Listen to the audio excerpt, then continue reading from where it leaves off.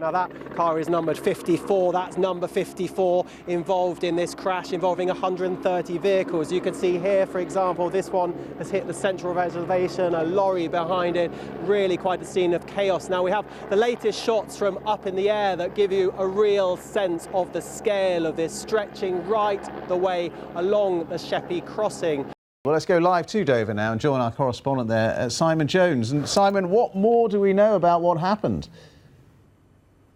Well, this was an extraordinary rescue. Let me show you the boat on which the migrants were found. Now, there's not much of it. It's pretty small, not good boat to be in the busiest shipping channel in the world. They did have a couple of life jackets with them. They did have some water. Crucially, they had their mobile phone. Now, what happened is around 2 o'clock this morning, they rang 999 saying they were in trouble, but they had no idea exactly where they were. If we take a walk down here, we can see partly what the response was, because 2 lifeboats were launched, the Dover lifeboat and also the lifeboat from Dungeness. You can see down there the lifeboat that went out. France is reeling from a night of coordinated attacks when gunmen and suicide bombers went on the rampage in crowded bars, restaurants and a concert hall. Gunfire on the streets. We can now go live to Sandwich in Kent now, where Simon Jones is there. Simon, what's happening?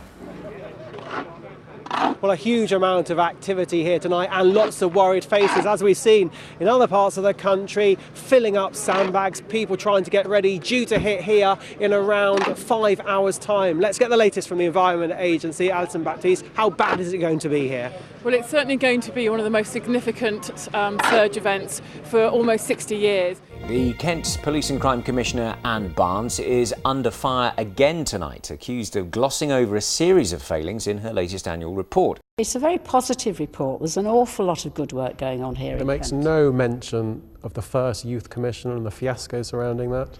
I object to the word fiasco. I'll tell you now why it doesn't mention the first youth commissioner, because the first youth commissioner was in the report before that. But she went within this period. No, she didn't. She did. She didn't. She did.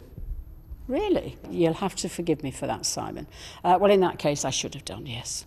This is ferry workers blockading Eurotunnel. Yeah, it's a bit of a confusing situation. It might seem strange, but Eurotunnel has until recently been running a ferry service called My Ferry Link. But the competition authorities in this country expressed real concern about that, saying with both trains through the Channel Tunnel and also by running a ferry service, Eurotunnel could effectively become too powerful on the cross-channel market. This has been going through the courts for a number of years now, but Eurotunnel have effectively said, we've had enough, we've thrown in the towel, we won't run the ferry services anymore. They've just awarded the trophy over at Twickenham. Just take a look at the crowds who've been coming in today, enjoying this spectacle. It's thought there's been around 30,000 people here at Trafalgar Square today.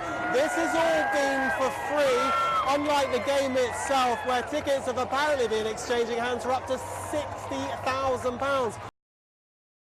20 residents had a rude awakening this morning at 1:30 when they were told they had to leave their homes. A huge amount of activity here. This is the closest we're allowed to the hole, but if we zoom the camera in down there, you can make out behind that police cordon the edge of the hole and the size of it. It's swallowed up a large part of the road. It's from the air though that you really get a sense of the scale of this. The hole is 20 metres across and 10 metres deep.